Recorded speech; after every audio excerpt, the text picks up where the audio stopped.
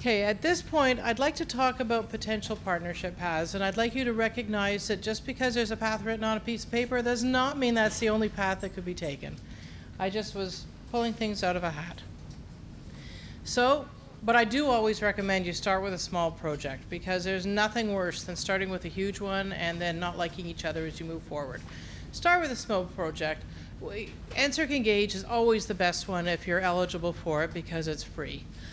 One of the things we talked about was in-kind contribution. Just so you're aware, any time that your company spends is valued at this point by $100 an hour by NSERC, and I believe the other funders as well. So your in-kind contribution grows pretty quickly. For an Engage, they like to see usually around $3,000 or $4,000. I also want to point out that Jimmy Hong over here, I had a few people talk about wanting to talk about computer science and about high-performance computing. We've got Jack Meng here as well.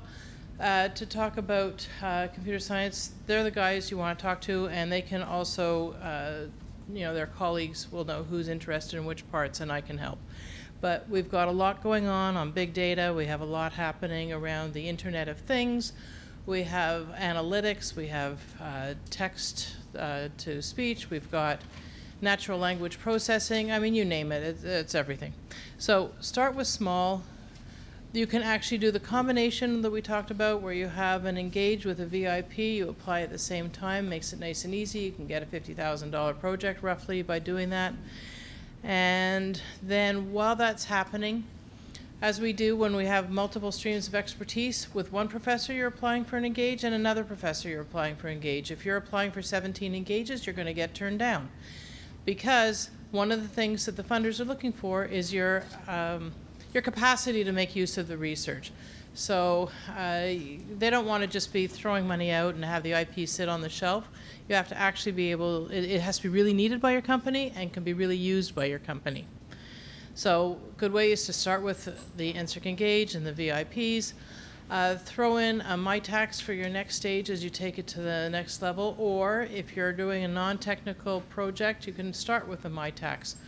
As the project is starting to wind up, say you've got, I don't know, a month left or so, or even 2 months, start thinking about where you want your next project to be so you don't have a gap in funding. And what we're doing with some of the projects that are on to phase 2, I guess you could call it, is doing a combination of a CRD, which is an NSERC Collaborative Research and Development Project. That's the one from 10,000 to multi-million.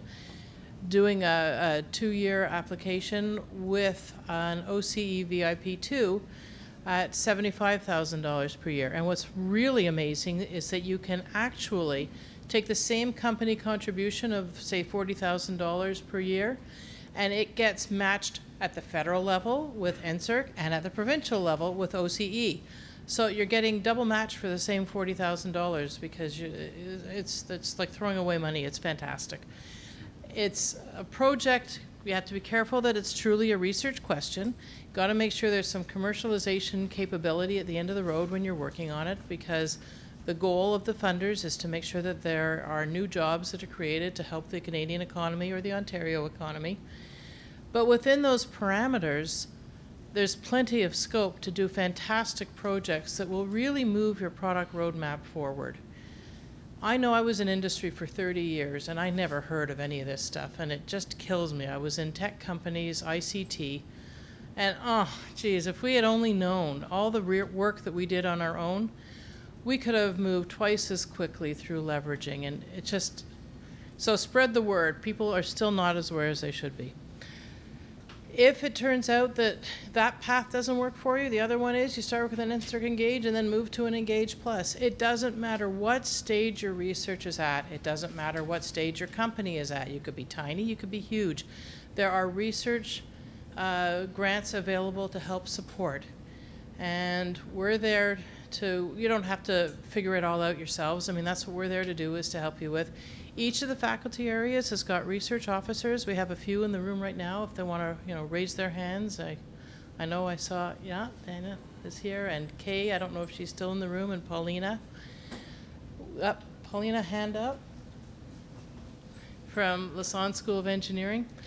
So we can all help you with figuring out what's the right grant, who's a professor who would be appropriate for you to work with, what's the timing that'll work to meet your needs and also work with the student intake. How are we going to help you over the long term? We're not looking for just, one quick project and then goodbye. We're looking for long-term relationships so that as we develop the knowledge to help support you, we continue to make use of that knowledge to continue to support you.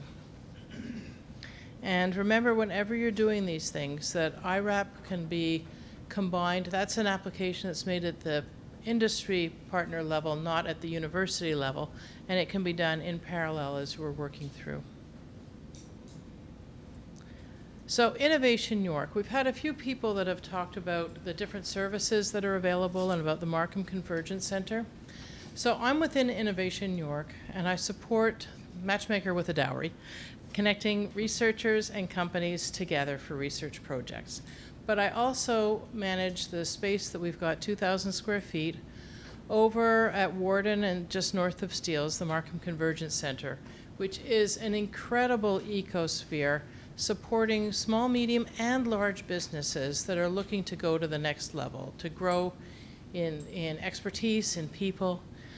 In that building, we've got the Markham Board of Trade, we've got the Small Business Enterprise Center to help with business startups, we've got the wonderful partner of ours is Venture Lab, the Regional Innovation Center. Mars is downtown, but I'm talking about who we also partner with, but I'm talking about the Convergence Center.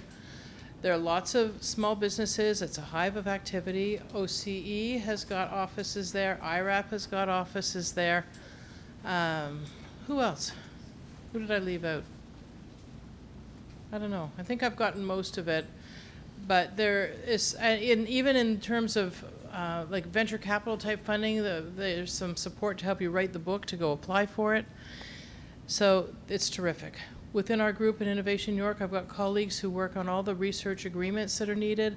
If your company is concerned about your privacy and you want to do an NDA, that's fine. We can put that together, no problem.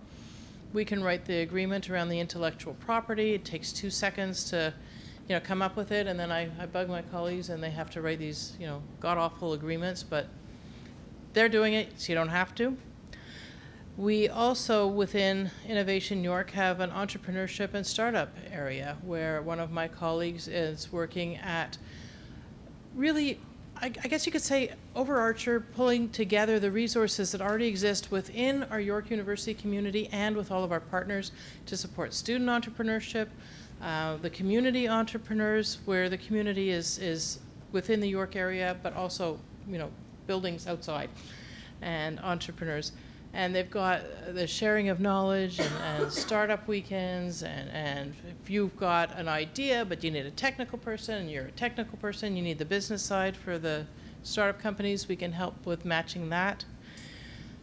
We have also a tech transfer area, or the commercialization stream, where any intellectual property that's being developed at the university by professors through their research streams, they can come disclose to us. We can look at doing a commercialization activity. Yasser is here from our department over right there, Armapai, to help with the researchers to commercialize their ideas. And sometimes during that commercialization process, there'll be a call out to a company that may be interested in the technology, because maybe it makes sense to license it rather than start a business. I mean, who knows? But we provide all these supports, working with our partners and the region, and it's really a terrific ecosystem pulling it all together. One of the things I haven't talked about, Pat Clifford over here is one of our partners who's responsible for everything to do with R&D over at South Lake Regional Health Center. We don't have a medical school here. I mean, it's no secret. We do have School of Nursing, but we do a lot of clinical trials and a lot of research, collaborative research with South Lake Regional Health Center and with the other hospitals in York Region and with the downtown hospitals and with the North York hospitals.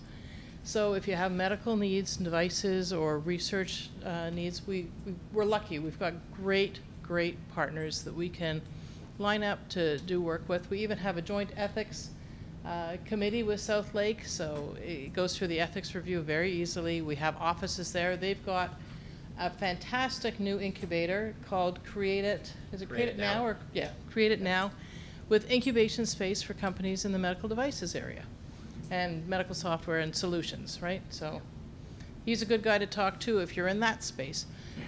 So it's really how I want to end off. There's no need to go it alone. Don't think that whatever you're doing, somewhere, someone, however obscure your stuff is, somebody somewhere is going to be able to help you, we hope. Here's my contact information, just in case you didn't look at the card inside. And thank you, everyone. I hope that when you walk away, you have a little bit of a better understanding of how to meet up with others who are interested in working with you on solving problems that have to do with areas of your interest, be you in academia or a company, knowing that there's some funding support to help you make it all come together, and lots of resources at every level of government and academia to help make it happen. If you have any questions, please come and see me. This is going to get posted within the next week because I'm going to ask Catherine to post it. And we are also going to have video stream from our website eventually of this for you to go back and have a look. And thank you all.